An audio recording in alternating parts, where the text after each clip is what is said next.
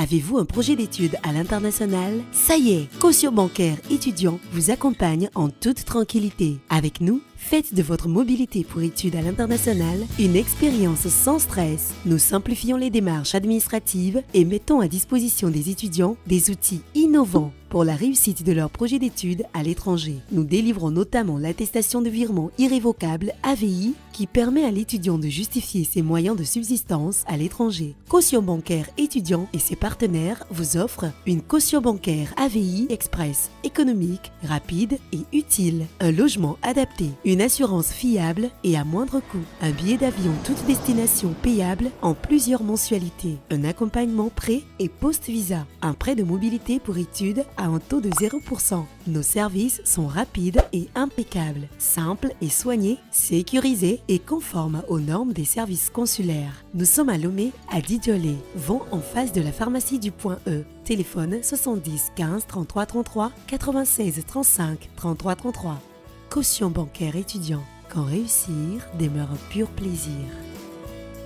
C'est un grand plaisir pour moi d'être là ce soir et j'ai ce grand honneur de pouvoir mener à bien cette soirée. Pas soirée ordinaire. Elle est spéciale parce que c'est la soirée apothéose de cette édition anniversaire. 10 ans, ce n'est pas 10 jours. Non, on parle de 10 années qui se sont succédées les unes après les autres et chacune avec leurs défis, à chaque fois relevés à leur manière. Et nous y sommes pour pouvoir marquer de la meilleure des façons cette soirée. Alors, nous sommes déjà pris par le temps, d'ailleurs, toutes nos excuses pour cela, mais je pense que les prestations qui passeront donc ici sur ce podium auront tout pour vous faire passer ce petit moment d'attente. Cette soirée sera riche en éloquence, riche en débats structurés, elle sera riche en impact, elle sera riche en séduction. Oui, c'est le mot idéal. Séduction parce que ce sera autour de tous ces critères que les candidats auront donc à jouer leur dernière carte pour repartir avec des différents trophées. Je ne vous apprends rien si vous êtes habitué des jeux de verbal francophones ou des RIDEF. Vous savez que ce soir, nous jouons donc pour 3 trophées en tout. Le tout premier, trophée du grand orateur du Togo pour cette édition 2025, à l'issue de la plaidoirie et ensuite du débat présidentiel des candidats pour cette édition 10. J'allais dire 5, mais non, c'est fois 2, 10. Ensuite, nous aurons un autre trophée qui d'habitude s'obtient à l'international. Mais pour cette édition spéciale, nous sommes au Togo, comme je vous le disais, et Lomé se veut capitale de l'éloquence et des débats structurés ce soir. Il s'agit du trophée des RIDEF, les rencontres internationales de débat et d'éloquence francophones. Ajouté à cela, nous avons donc le trophée La Voix d'Ébène pour l'excellence féminine qui sera aussi joué ce soir par les dames qui poursuivent leur aventure dans les JVF. Et vous serez donc témoin de tout ceci avec les membres du jury qu'on découvrira dans quelques petits instants. Trêve de bavardage, je suis Blandine Védomé-Ogbona et c'est un grand plaisir d'y être. Et à ma suite, je vais inviter le visionnaire, l'amoureux par excellence de l'art oratoire et des débats structurés, Monsieur Frédéric Tchatchou, qui est le président de JUNA, qui va donc nous donner le top pour pouvoir démarrer cette soirée anniversaire des 10 ans des joutes verbales francophones. Avec plein d'ovations, on le reçoit sur scène. Monsieur Frédéric Tchatchou.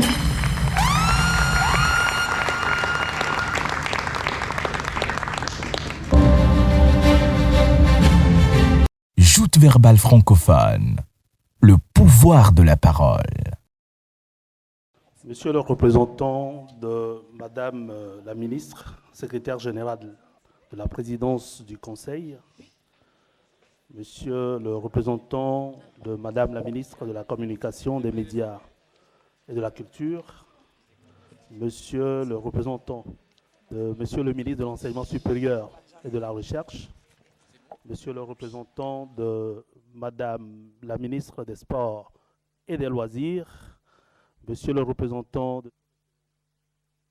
de France au Togo, Monsieur, ou plutôt Madame la représentante de son Excellence, Madame l'ambassadrice, représentante de l'OIF pour l'Afrique de l'Ouest, Madame la directrice générale du FAEJ, Monsieur le directeur général de l'Agence nationale de volontariat au Togo, Monsieur le représentant de France Volontaire au Togo et au Ghana, Mesdames et Messieurs les représentants des ambassades et organisations internationales installées au Togo, Mesdames et Messieurs, distingués invités, chers partenaires, chers amis, avant tout, rendons grâce à Jéhovah Dieu qui nous a donné la force et la grâce de nous retrouver ce soir pour écrire ensemble une nouvelle page d'une belle aventure.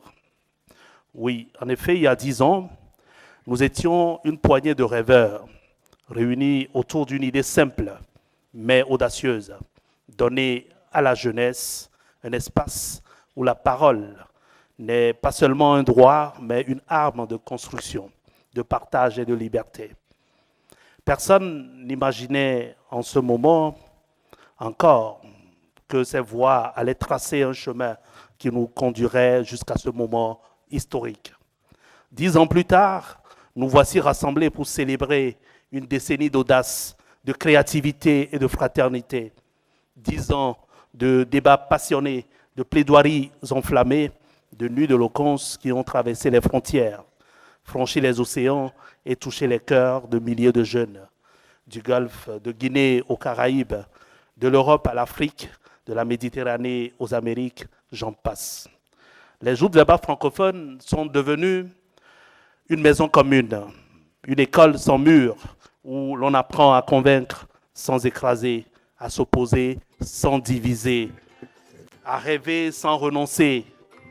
Aussi, ce soir, une nouvelle page s'écrit avec les RIDEF, les Rencontres internationales d'éloquence et de débat francophones, la 4e édition. Si les RIDEF, ou plutôt si les joutes verbales francophones, sont nés d'un rêve togolais devenu francophone, les RIDEF incarnent la vocation internationale et universelle de notre engagement.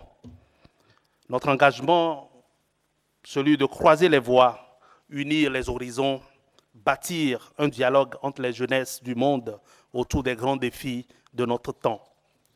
Ce soir, à travers les plaidoiries et les débats, les 8 finalistes des joutes verbales francophones et les 8 finalistes des rencontres internationales d'éloquence et des débats francophones ne joueront pas seulement un rôle, ils incarneront l'avenir. Ils nous rappelleront que l'éloquence n'est pas qu'un art, mais une responsabilité. Ce soir, nous ne célébrons pas seulement une compétition, nous célébrons une décennie de transmission, une communauté vivante et surtout une conviction. Les mots peuvent changer le monde. À ce stade, je voudrais exprimer notre gratitude aux partenaires institutionnels, techniques et financiers qui rendent cette aventure possible. À tous les membres de l'organisation et les bénévoles pour leur inlassable sacrifice depuis plusieurs mois. Aux coachs et juges, piliers de rigueur et d'accompagnement.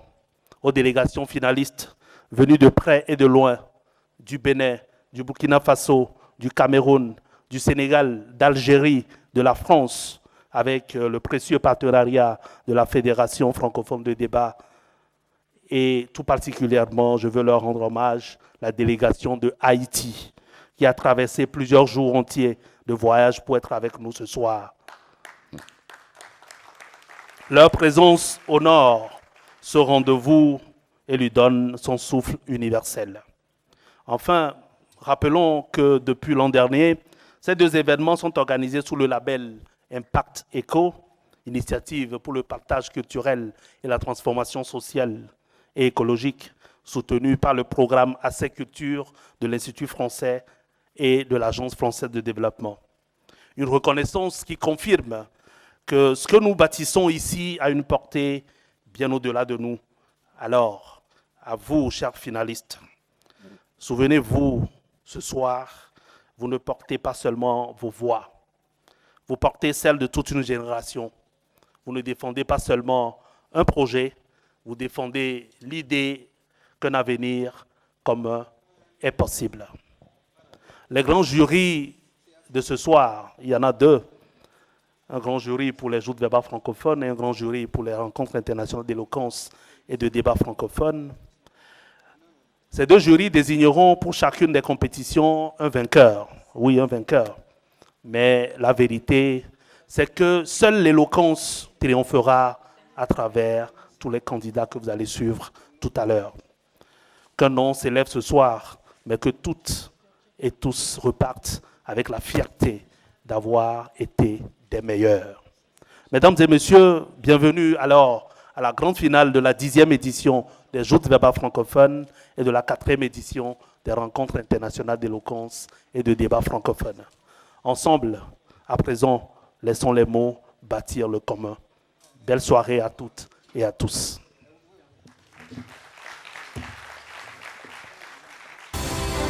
Merci beaucoup à Frédéric Tchatchou qu'on raccompagne avec des ovations bien nourries encore.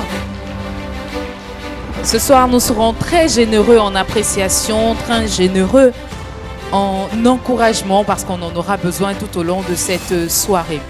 Voilà donc le top lancé, le top donné, j'allais dire, pour entamer cette soirée.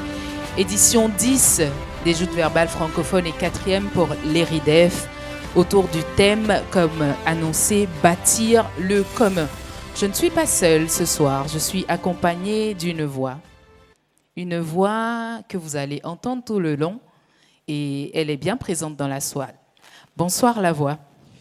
Bonsoir Blandine, j'espère que tu te portes super bien. Ça va, je rends grâce et les téléspectateurs, les internautes également et surtout notre chaleureux public aussi se portent bien. Et toi de ton côté la voix, ça va ? Je vais super bien également et la voix la mieux autorisée a déjà souhaité la bienvenue à ce charmant public.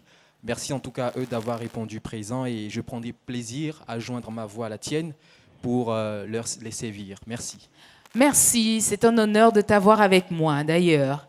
Cette soirée va se dérouler comme prévu. En tout cas, on l'espère bien qu'il n'y aura pas un grand taux d'improvisation parce que nous avons un programme très alléchant pour vous qu'on va dérouler dans quelques instants. Nous allons asseoir ou sinon démarrer, l'ouvrir avec une chronique très intéressante. Elle nous vient d'une personne également intéressante, souvent crainte, souvent incomprise, j'allais dire.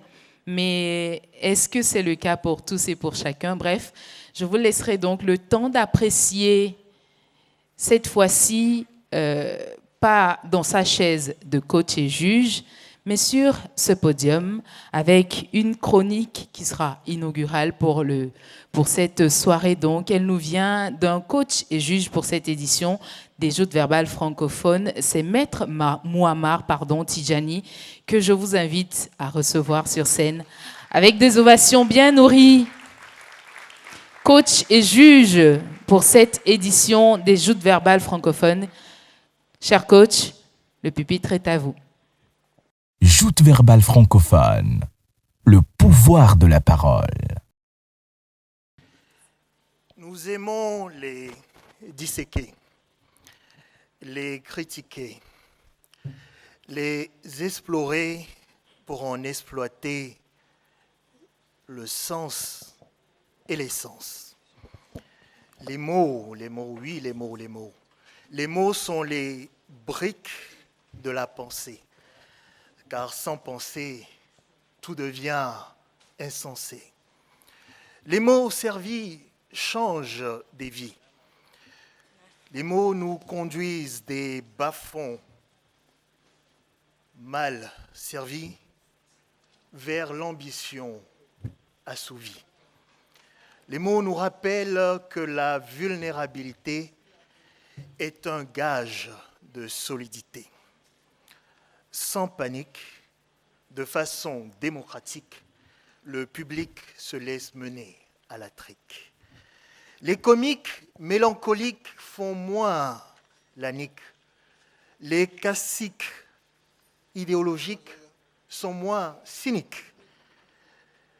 Les critiques, disons, historiques sont moins colériques. les agnostiques bibliques sont moins sceptiques, la politique aime enfin l'arithmétique. Le tableau est féerique, même pour les esprits gothiques.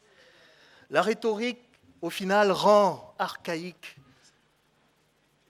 Disons, la rhétorique rend archaïque ce qui est vieux, mais au final, tout ce qui était archaïque, grâce à la rhétorique, devient romantique. Pour l'Afrique atypique, même sans le fric, tout ceci est thérapeutique. Dans l'optique d'affronter le tragique, nul besoin d'implorer le maléfique ou l'alchimique. Martin Luther King avait un rêve allégorique. Pour le rendre public, il a utilisé des mots symboliques, charismatiques, patriotiques, prophétiques.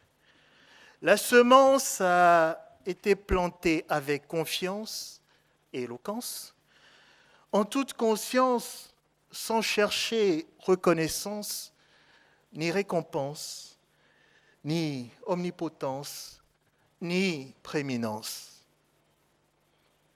Description, action, émotion. La monstration est plus importante que la démonstration. Avec passion, séduction et conviction, l'élocution est allée bien au-delà de la crispation et de la sidération. Car parole est persuasion, expression de l'intuition et création d'une vision. On peut croire, voir, tout avoir et tout savoir. Avocat, j'ai choisi le prétoire au lieu du trottoir. L'orateur est instigateur, déclencheur, défenseur, conciliateur, négociateur et que dis-je, plaideur. Pour atteindre le Saint Graal, il loue Saint Yves, le saint patron des avocats, Saint François de Sales, le saint patron des communicants, Saint Thomas More, le saint patron des gouvernants, mais aussi syntaxe, synthèse, synchronisme, syncrétisme. Répétition, personnification, litote, asymptote, métaphore, oxymore, synonyme, antonyme sont ses compagnons de route. Cet arsenal fatal s'installe dans un univers viral où le fondamental est bancal sans la primordiale morale. Tintin lance sa peau de perlimpinpin pour se sortir du pépin. Arsène Lupin se sert d'un calepin pour dérober et se dérober. En bon Casanova, il aime pénétrer les textes et féconder les mots enrobés. L'esprit égaré reste muet comme une carpe, pendant que l'esprit préparé tient le cap. Et oui, l'obsédé textuel utilise son talent pour jouir, nuire, éblouir, médire et se dédire. Par insinuation, il laisse entendre une chose sans le dire. D'une pirouette insolite, il méduse l'élite. Dans cette rubrique caustique, on blâme de façon systématique TikTok, la tic qui à nos portes toque. Avec Facebook, le bouc émissaire, l'intelligence artificielle est le mouton sacrificiel. Le magistrat et l'avocat se demandent si depuis le départ du prélat, TikTok est devenu l'opium du peuple. Le débat est dépassé, Karl Marx a trépassé. C'est démagogique au lieu d'être pédagogique. Oubliez les narcotiques numériques est assez drastique. Dans cette histoire, il y a un hic. Cette gymnastique rend alcoolique. Le reste nous mènera à l'asile psychiatrique. Pour une question de sémantique, on parle de mécanique et d'esthétique journalistique au point d'oublier la mystique. Tout semble ludique. Certains chantent, certains déchantent, Certains partagent une vérité tranchante et moins alléchante. Hormis la monnaie trébuchante, rien n'enchante. L'écart entre la parodie et la tragédie se trouve sur le trajet.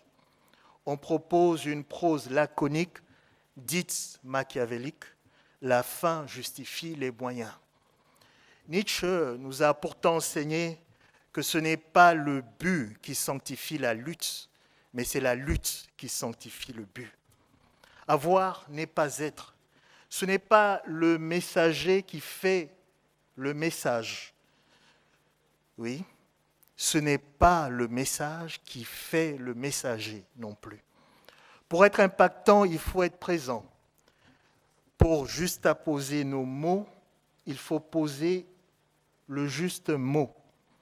Pour bâtir le commun, il faut investir comme un. Bonne soirée.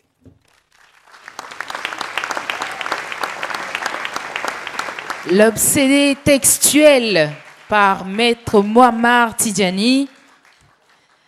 Merci beaucoup, cher coach et juge. En tout cas, c'était comme une annale. Hein. Vous vous rappelez les années de lycée où vous avez les épreuves et ensuite vous avez les corrections qui vont avec. Vous devez vous en inspirer pour pouvoir rendre au mieux. Et surtout, ne commettez pas l'erreur de bûcher. Sinon, le piège vous attend quelque part. Merci beaucoup, Maître Mouammar Tidjani, coach et juge pour cette édition des JVF. Et nous avons d'autres. Ils sont bel et bien présents dans la salle ce soir pour assister également au sacre, peut-être, de leur candidat. Qui sait? Je ne sais pas s'ils partagent la même dose de stress. La coach Vanessa Deby également est là dans la salle. Est-ce qu'on peut faire des ovations pour elle? Bonsoir, coach Vanessa Deby. La coach Raïl Mijiawa également est bien présente ce soir. Bonsoir, cher coach. Et nous avons le coach Cyril également. Je ne le vois pas encore. D'accord. Il sera là. Peut-être qu'il est là. Hein? Il joue sa carte dans le noir quelque part. Stratégie. Tout pour le mieux pour remporter donc ce trophée-là. Voilà donc, nous arrivons à un moment, celui auquel nous pensons aux partenaires, parce que vous savez, votre passion peut être aussi forte que vous le pensez. Elle ne serait rien si vous n'avez pas des soutiens. Et cette année, après ces 10 ans d'essai, ces 10 ans de présentation, de l'amour de l'éloquence, sinon d'inspiration, pour tous ceux qui aiment l'art oratoire et tout ce qui va avec. Il y a des partenaires qui ont à chaque fois répondu présents, qui ont soutenu le projet et qui ont continué de le porter jusqu'à ce jour. Ce soir, permettez-moi de leur faire un clin d'œil. Je pense à la présidence du Conseil du Togo, au ministère de la Communication, des Médias et de la Culture, de l'ambassade de France au Togo, de l'OIF et de bien d'autres également, la voix. Oui, nous pensons également à ces sculptures, nous pensons à l'Institut français du Togo, à l'AFD ainsi qu'à la Fédération francophone de débat. Ce n'est pas tout, nous avons également la TVT qui nous a tout le temps accompagnés. Merci à vous, à TV5 Monde, au Conseil international du dialogue et du partenariat, à la Confédération africaine des arts de la parole. Merci également à CBE, Caution bancaire étudiant, merci à KD Group. Merci à la SGMT, merci également à RS Togo, et la liste elle est longue, hein, Blandine. Oui, Zener également est l'un de nos partenaires sûrs. Nous avons les éditions Continent, la maison TV5 Monde de Lomé au Togo, de Klumer également, l'application par laquelle vous continuez de voter pour votre candidat favori. Et nous avons aussi Team Group. Oui. Et il y a Image comme Yat également qui a répondu présent à nos côtés. Nous avons Mia Travel Event et Haute Graph et également Fondation de l'innovation pour la démocratie. Et pour finir, le CDFDH à qui nous disons un grand merci à tous ces partenaires qui portent donc avec nous cette vision, cet amour de l'art oratoire et le rend possible en permettant à tous les amoureux de pouvoir faire valoir leurs talents et surtout changer les choses au sein de notre communauté. Nous irons donc, ce soir, vous apprécierez, vous noterez également Tout ce qui sera posture, présence, clarté, justesse, syntaxe, improvisation et aussi qualité oratoire et l'impact qui va avec, la structure du discours et la pertinence des idées, le leadership et l'incarnation du rôle. Ce sera donc à vérifier sous l'œil avisé de nos différents jurés qui sont présents dans la salle. En ce qui concerne les RIDEF 2025, parce que nous démarrons donc avec la toute première épreuve de ce soir, ce sera le débat parlementaire. Dans quelque peu, le jury est bien présent. Il juge, il scrute, il apprécie et il note. Et ce jury est composé pour cette année du professeur Kokou Misodé, qui est critique littéraire, professeur de lettres et littérature française ainsi que francophone. Bonsoir professeur, merci d'être là ce soir. Merci beaucoup de toujours accompagner les jeunes Togolais qui s'intéressent à la chose oratoire. Et ce soir, nous allons pour les RIDEF avec vous. Et à côté de vous, on a également l'attaché de programme de la représentation extérieure pour l'Afrique de l'Ouest de l'Organisation internationale de la francophonie OIF, Madame Marie-Isabelle Barr. Bonsoir Madame. Merci de faire partie de ce jury, ce soir, de ce jury, j'allais dire, en tant que juré. Alors, elle est directrice générale de la maison TV5 Monde. Elle est également membre du jury des RIDEF 2025, Madame Mimi Bossou Souedédje. Ne soyez pas radés en ovation. Peut-être que ça peut changer quelque chose pour vos candidats. Je dis ça, je ne dis rien. Allez, merci beaucoup, Madame Mimi. Merci d'être encore présente pour ce soir.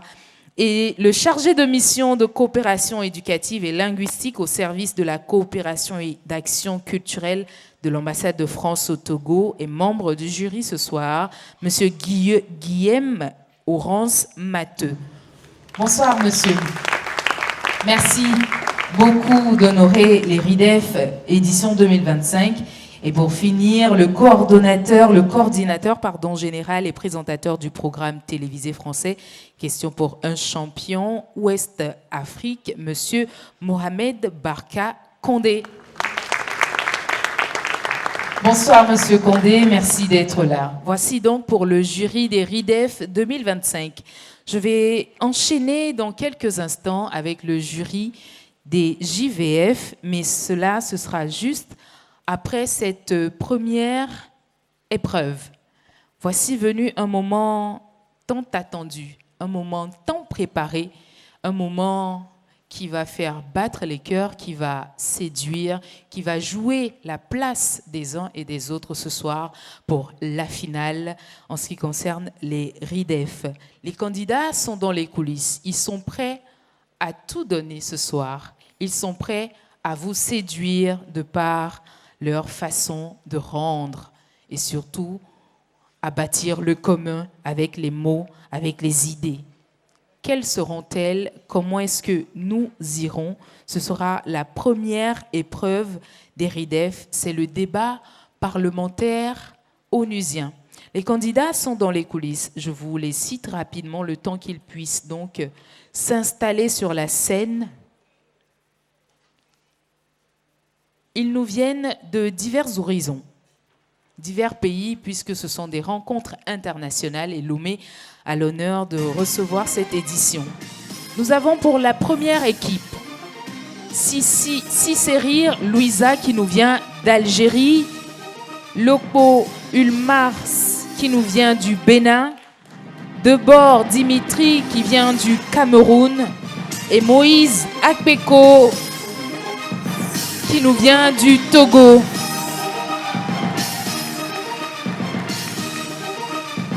C'est l'équipe numéro 1. Et pour l'équipe numéro 2, Pédambou Dorian qui vient, elle, du Burkina Faso. Cheikh Daniel qui vient de France. Ternilus Jean Gardy qui vient d'Haïti. Dabo Mayala qui vient du Sénégal. Nos candidats s'installent toujours avec nos ovations.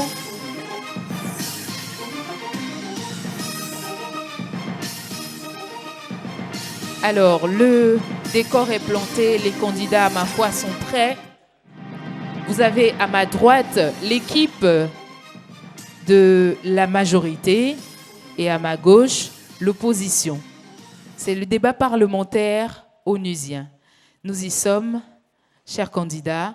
Bonne chance à vous. Joute verbale francophone. Le pouvoir de la parole. L'ONU nous rappelle, la justice sociale n'est pas un luxe, mais un droit fondamental pour tous. Pourtant, dans nos rues, dans nos villages, dans nos quartiers, ce n'est pas la réalité pour tous. Entendez-vous la voix de cette dame qui crie de douleur et qui se tait par manque de soins? Ou voyez-vous cet enfant au pays de l'or qui reste là sous les fenêtres, regardant ses camarades suivre les cours? Ce constat ne nous laisse pas indifférents. Mesdames, Messieurs, l'Assemblée générale des Nations unies estime que bâtir le commun passe avant tout par la justice sociale et non la croissance économique. Mesdames, Messieurs, cette affirmation de l'Assemblée générale des Nations unies n'est pas vaine.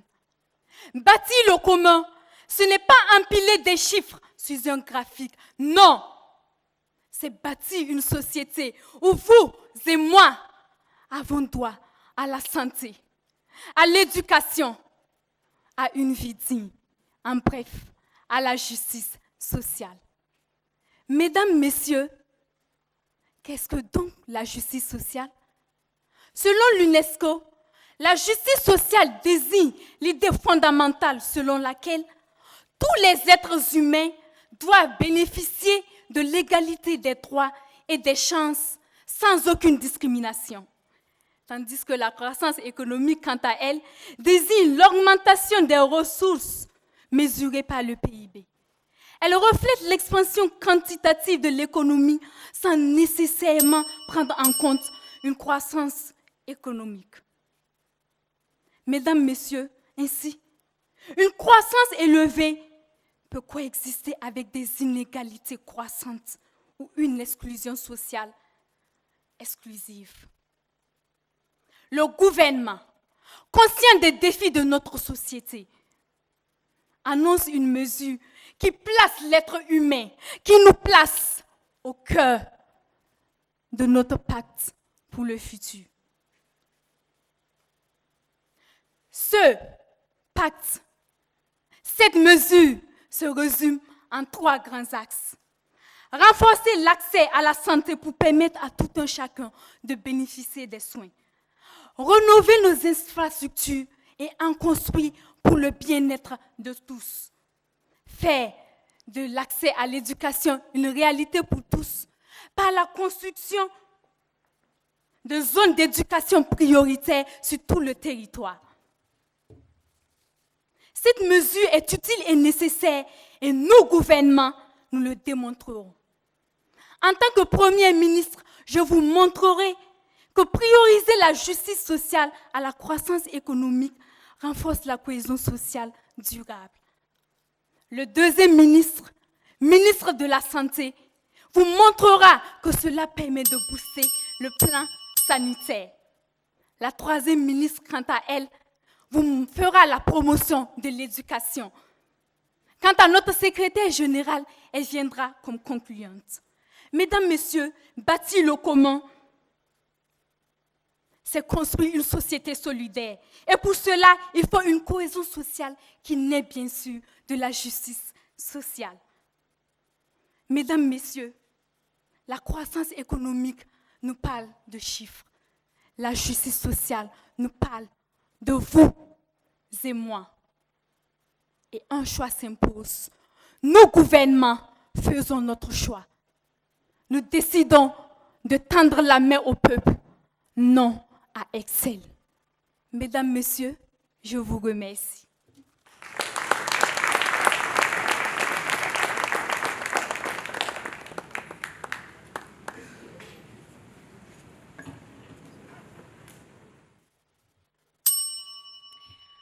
Un jour viendra où l'on comprendra que l'on ne tisse pas la justice sociale avec des rubans de belles paroles, mais qu'au contraire, on l'harnache avec la corde solide de l'action.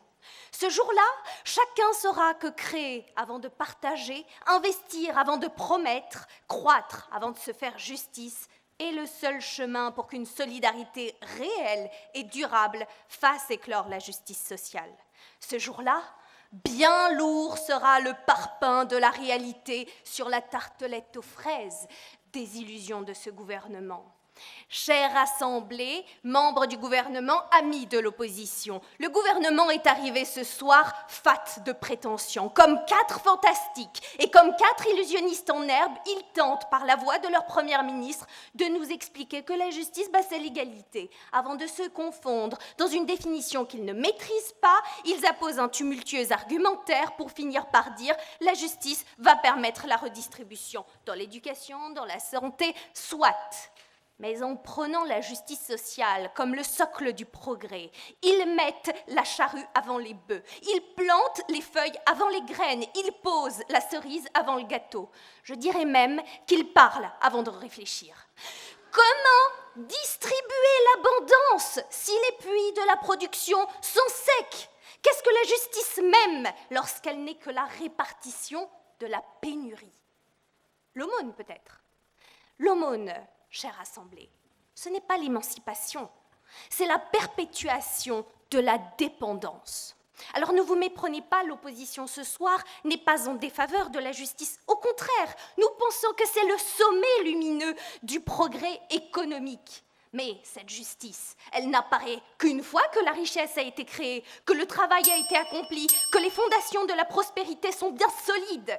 L'opposition appelle à avancer vers la justice par la croissance, qui est le moteur d'investissement, d'innovation, de transition économique, sociale, écologique, et même en matière de santé, en matière de progrès technique aussi. Ainsi viendra vous le définir ma députée Ulmars. Mais il convient aussi de nous rappeler que cette justice, elle est plurielle, et nous errons en tous ces lieux, en tous ces rivages, lorsque la croissance, seulement lorsque la croissance est permise comme un garant de stabilité, comme vous le démontrera le député Dimitri. Et enfin, notre secrétaire général, l'éminent Moïse, fendra vos discours et les derniers doutes qui peut-être persisteront pour qu'avec lui, la vérité s'avance. À moi, il me revient de vous dire que la croissance économique, entendue comme l'augmentation durable de la production des biens et des services, ce sont les paysans, les champs qui nourrissent les usines, qui stimulent l'économie locale et qui répondent aux besoins concrets. Ce sont les ports et les pêcheurs qui voient passer les navires du monde entier, qui dynamisent l'industrie. C'est la distribution d'emplois plutôt que d'aide, d'une dignité avant une subvention, d'un avenir avant un secours. C'est là une logique performative. Parce que si nous n'avons pas de croissance, en fait, on a quoi? Qu'avons-nous? La stagnation? La décroissance peut-être? Mais si nous avons moins à partager, les gens auront moins. Une économie rétrécie rend les inégalités bien certainement plus douloureuses. La croissance, c'est le socle de la dignité. C'est elle qui arrache l'individu à l'attente passive pour lui offrir l'opportunité. En tant que citoyen, en tant que nation, et plus que tout, en tant que continent. Je vous invite à voter contre leur motion.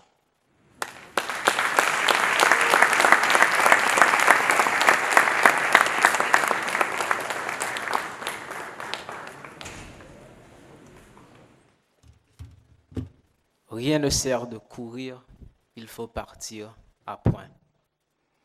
Je voudrais bien remercier Madame la Première ministre de se mettre d'accord avec nous que la croissance, elle a toujours existé. Mais nous, en tant que membres du gouvernement, nous voulons que cette croissance, elle profite à tous. Oui, à tous. Car nous sommes au bord d'un grand danger, celui de confondre la croissance économique avec le véritable développement.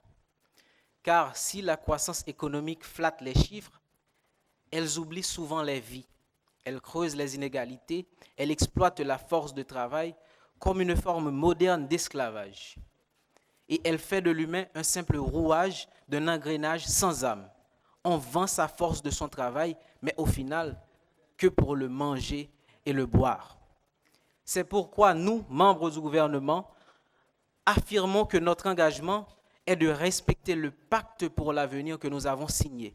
Un pacte qui promet de ne laisser personne de côté. Un pacte qui place la santé au cœur du bien commun. Car à quoi ça sert un bonheur? À quoi ça sert une croissance économique que tout le monde ne peut pas vraiment goûter? À quoi ça sert une économie prospère si la maladie prive nos citoyens de la dignité de vivre? Il est temps de repenser nos priorités. Car le rappelait Abraham Maslow, un système ne peut être solide que s'il ne garantit d'abord la satisfaction des besoins fondamentaux. La santé ne sera pas un luxe, elle sera accessible aux petites bourses. Sans cela, la croissance n'est qu'un mirage. Nous visons une prospérité partagée, où chaque citoyen bénéficie d'un accès équitable aux soins de santé. Si la croissance n'est pas encadrée par la justice sociale, elle ne fait que renforcer les fractures et compromettre notre avenir collectif. Voilà pourquoi nous investissons dans les infrastructures sanitaires robustes. C'est pourquoi nous renforçons la prévention, l'éducation à la santé, afin de combattre toutes les discriminations dans l'accès aux soins. Parce qu'un peuple en bonne santé, c'est un peuple résilient, capable de surmonter les défis économiques, sociaux et environnementaux. Bâtir le commun, c'est choisir le développement durable. Et ne vous laissez pas berner par des paroles. Nous, membres du gouvernement, nous avons la responsabilité de vous éduquer. Le développement durable, ce n'est pas la croissance économique. Le développement durable se mesure non pas par des courbes de PIB, mais c'est par l'indice de développement humain, l'espérance de vie, la qualité de vie. Comment bâtir le commun quand une croissance économique se fait au détriment de votre santé, où l'industrialisation ne fait que polluer votre environnement? Comment se protéger? Mesdames et messieurs, l'histoire nous enseigne que les nations qui ont sacrifié la santé de leur peuple au profit d'une croissance illusoire, elles ont toutes fini par s'effondrer sur leurs propres failles. La santé est un point de départ qu'il ne faut pas manquer. Prioriser la croissance économique à la santé, c'est ériger un arbre qui cache la forêt. Ce système serait comparable à un arbre qui pousse sur le sable. Il semble solide, mais il s'effondre à la première pandémie. Et là, on devra tout arrêter pour penser aux priorités, parce qu'au début, la santé a été négligée. Je vous remercie.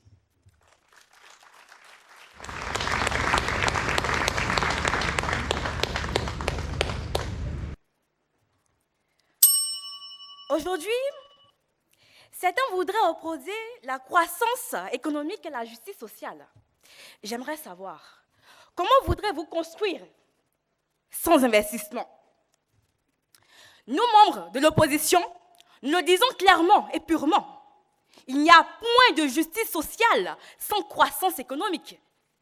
Auguste Assemblée, bonsoir. La croissance économique n'est pas un luxe. La croissance économique n'est pas un dogme. La croissance économique est une nécessité. C'est elle qui crée l'emploi. C'est elle qui finance nos écoles, nos hôpitaux, nos retraités. C'est grâce à la croissance économique que l'État peut redistribuer. Que lui reproche-t-on en effet? Que lui reproche-t-on? De créer de la richesse? De financer nos droits sociaux? Excusez-moi, mais soyons sérieux, s'il vous plaît. Sans elle, il n'y a point de justice, il n'y a point de solidarité et il n'y a point d'avenir. Mesdames et messieurs, je suis pour une croissance économique responsable, durable, inclusive. Mais je suis aussi pour une croissance assumée.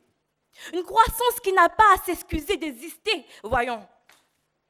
Enfin, c'est elle qui permet à chacun de construire sa vie, de croire, je le répète, en un avenir, de sortir de la précarité par le travail et l'effort. Alors, non, la croissance économique n'est pas l'ennemi de la justice sociale. Elle en est la condition. Elle en est le fondement, la base, le moteur, le pilier. Mes chers amis, soyons lucides, soyons ambitieux. Ne freinons surtout pas ce qui nous fait avancer.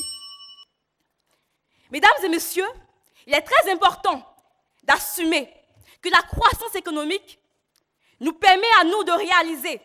Et la croissance économique en elle-même, et je le réitère, est la base de la justice sociale.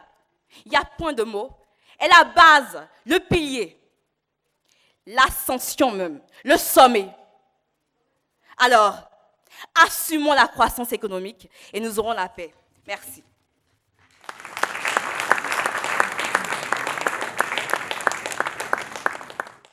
Chers membres de l'opposition, je comprends que les mesures de justice sociale vous fassent peur parce que ça coûte cher, mais en tant que ministre de l'Éducation, je vous assure que c'est l'ignorance qui va nous ruiner.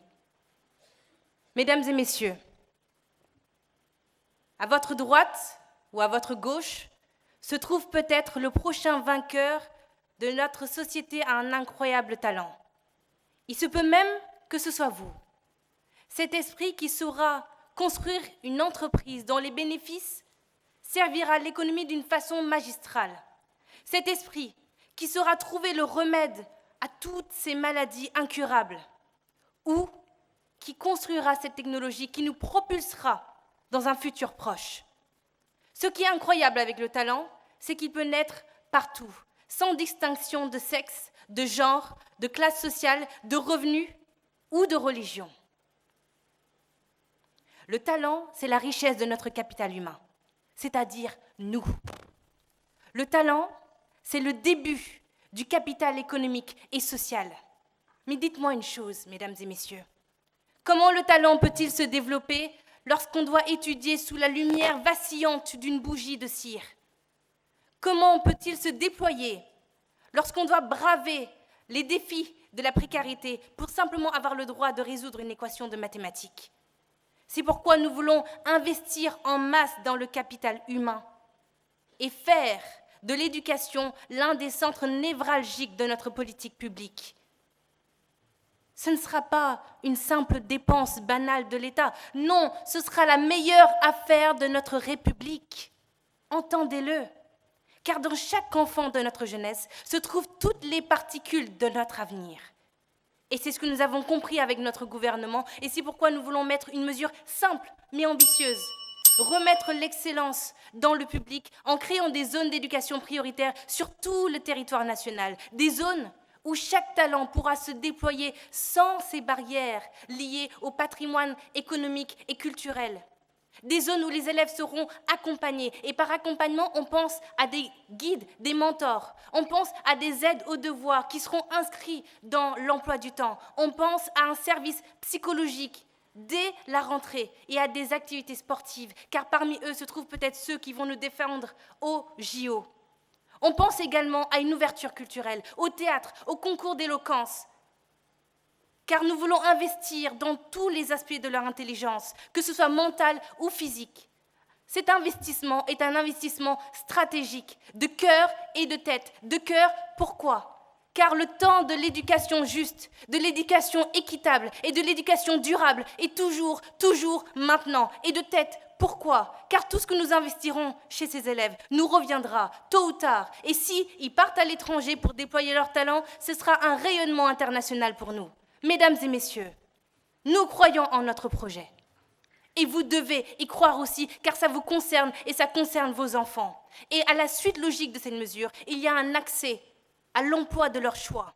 Car oui, nous croyons que les emplois élitistes ne sont pas simplement réservés à l'élite, mais à tout le monde. Le temps de la justice, le temps de l'éducation juste et durable est toujours maintenant. Le temps pour bâtir le commun est toujours maintenant. Le temps pour investir dans notre jeunesse est toujours maintenant. Et c'est ce que notre gouvernement défendra aujourd'hui, demain et après-demain. Nous vous remercions.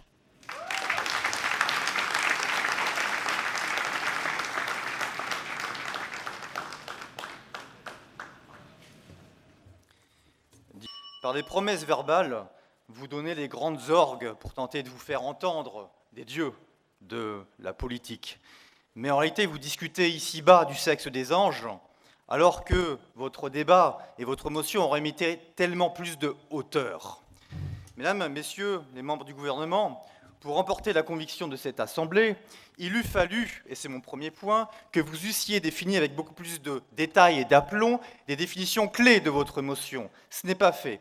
Second point qui sera développé, c'est que la croissance est source de stabilité, là où la justice sociale peut être source d'instabilité.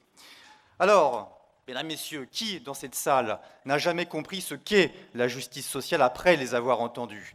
La justice sociale, c'est un diptyque, c'est la justice distributive, c'est la justice commutative. Il ne m'appartient pas de vous la définir.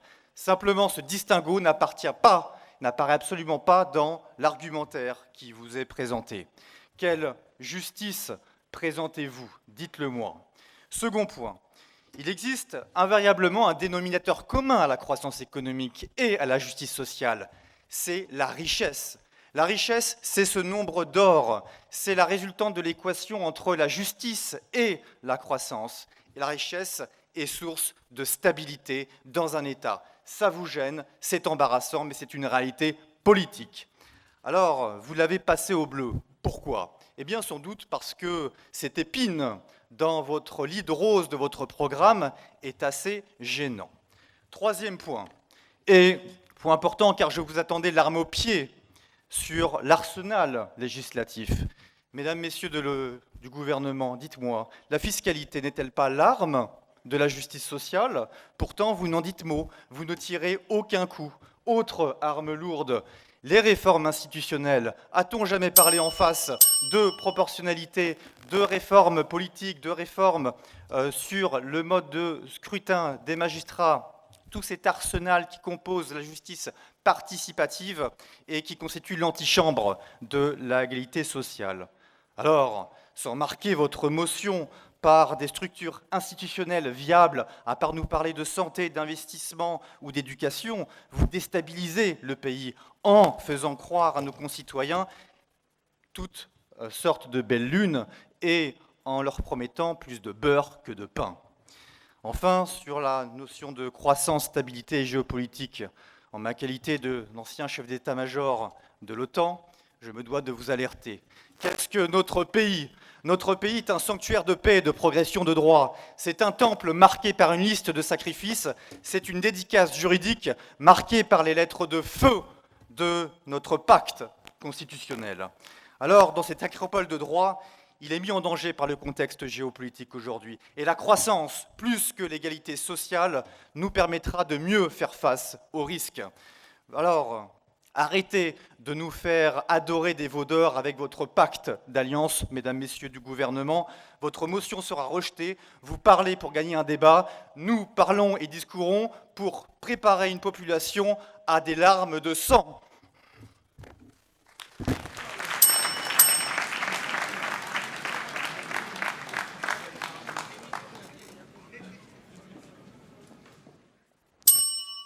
Bonsoir, Daniel Chek, secrétaire général du gouvernement.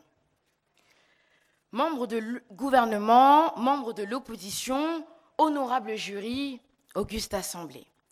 Il est des voix qui, à chaque débat, brandissent la croissance comme une idole, comme si un pourcentage valait plus qu'une vie, et on l'a vu avec notre cher contradicteur, comme si une ligne budgétaire pouvait effacer l'injustice d'une existence. Mais la vérité est simple. Un pays n'est grand que lorsqu'il s'adresse pour tous ses concitoyens et toutes ses concitoyennes. La justice sociale n'est pas un supplément de programme, mais un cheveu de plus sur la soupe immonde du libéralisme présenté par notre opposition. Sans elle, la prospérité est un mirage, une oasis pour quelques-uns au milieu d'un désert pour les autres. Et une société où l'on ne compte la monnaie plus que les êtres humains finit toujours par se fracturer. C'est donc tout le débat de ce soir, dans un combat de coq, où l'on sait manifestement qui est le poulet frit avec Foutou. Oui, nous avons d'un côté une opposition présentant une réfutation ressemblant au compte en banque le 7 du mois des Français, vide. Nous avons eu pour commencer Madame la chef de l'opposition, gonflée d'orgueil, comme peut l'être tout bon Camerounais, qui nous explique d'un ton aussi rapide qu'un train de grande vitesse que nous mettons la charrue avant les bœufs, alors que nous décidons, avec nos ressources actuelles, d'investir afin d'avoir une société qui va mieux et qui ira donc beaucoup plus loin. C'est sûr que lorsque l'on est seul, on va plus vite, mais je vous rappelle qu'ensemble, on va plus loin. Puis, nous avons eu Madame la députée qui nous a dit qu'elle se sentait courbe économique. Très bien. Ce qui est sûr, c'est qu'elle n'est pas exponentielle. Elle nous explique que la croissance économique, c'est la base de la justice sociale, sans rien nous dire après, ni pourquoi, ni comment.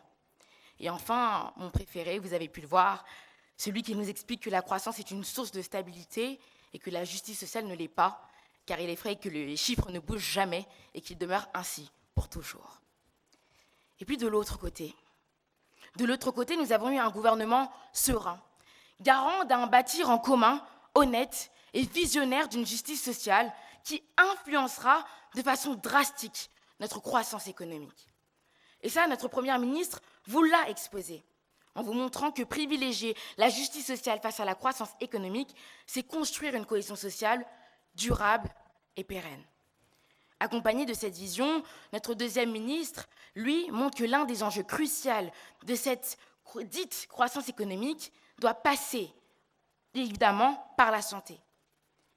Et donc, nous avons vu également avec notre très cher troisième ministre qui a su mettre en lumière les talents qui, je suis sûre, ce soir, regorgent dans cette assemblée et qui doivent faire partie de cette patrie et les monter haut et fort, que pour servir le commun, nous devons vous donner les moyens. Le gouvernement le rappelle aujourd'hui avec force. Notre boussole n'est pas l'avidité, mais l'égalité, pas l'accumulation, mais la dignité. À ceux qui ne jurent que par les chiffres, nous répondons par les visages. À ceux qui préfèrent les colonnes de bilan, nous opposons les colonnes de famille. Des travailleurs, des étudiants, des citoyens qui réclament autre chose qu'un tableau Excel. Ils réclament une justice qui se voit, qui se vit et qui s'applique. Je vous remercie.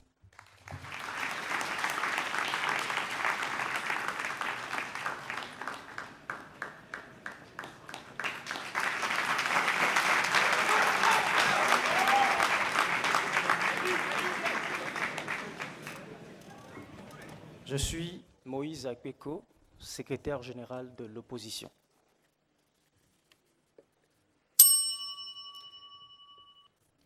Mesdames, Messieurs, chère Assemblée, chers membres de l'opposition, cher gouvernement, un vieux proverbe dit ceci: à force de remuer le doigt dans le derrière, on finit par ramasser de la merde.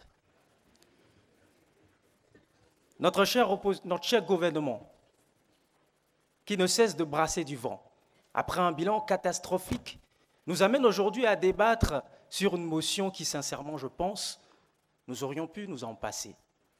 Nous aurions sincèrement pu nous en passer. Nous voyons une opposition, un gouvernement qui arrive avec une motion aussi loufoque, qui nous dit que la justice sociale doit primer sur la croissance économique. Madame la Première ministre qui arrive et qui manque de nous expliquer exactement quels étaient les termes de cette motion, qui ne nous dit pas ce qu'elle entend par justice sociale. Est-ce une justice distributive ou commutative?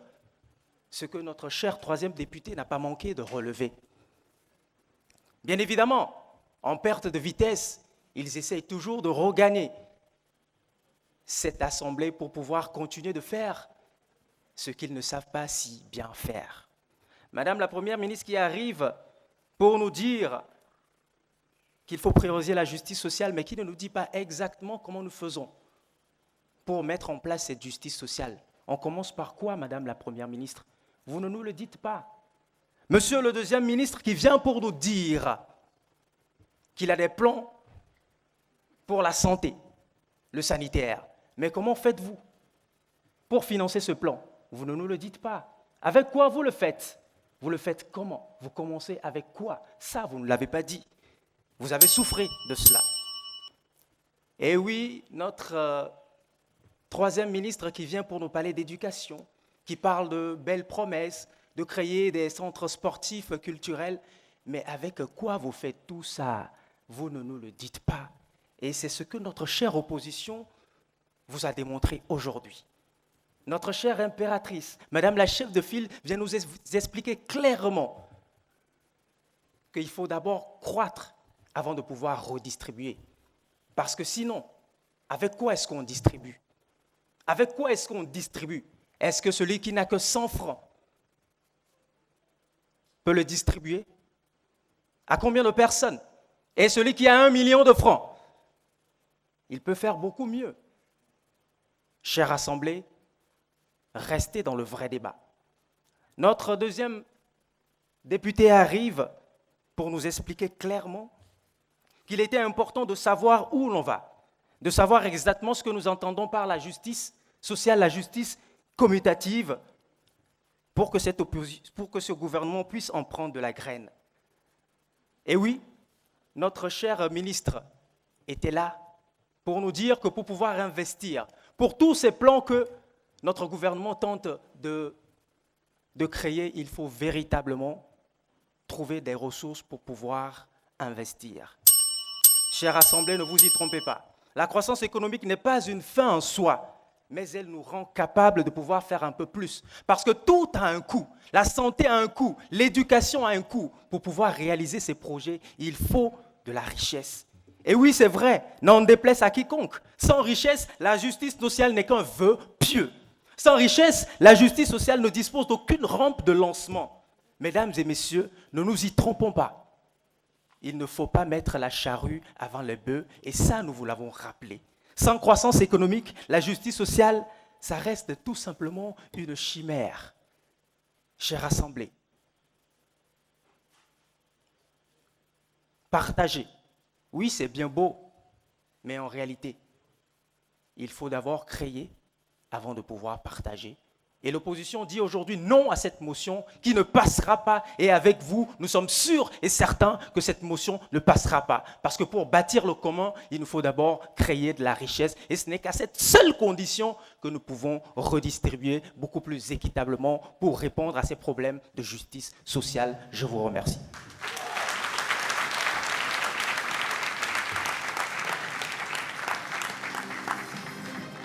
Joute verbale francophone. Le pouvoir de la parole. Merci beaucoup. Alors, chers candidats, voici votre toute première épreuve présentée. Merci en tout cas pour ces belles présentations, pour les différents argumentaires donc, que vous donnez ce soir. Votre cas, sinon vos cas sont dans les mains du jury, qui ont été très attentifs et continuent donc de faire leur notation. Je vous prie, cher public, de pouvoir accompagner les candidats des RIDEF édition 2025. Merci beaucoup à vous. On se retrouve dans quelques instants pour la suite, avec ceux qui seront gardés donc pour l'étape prochaine.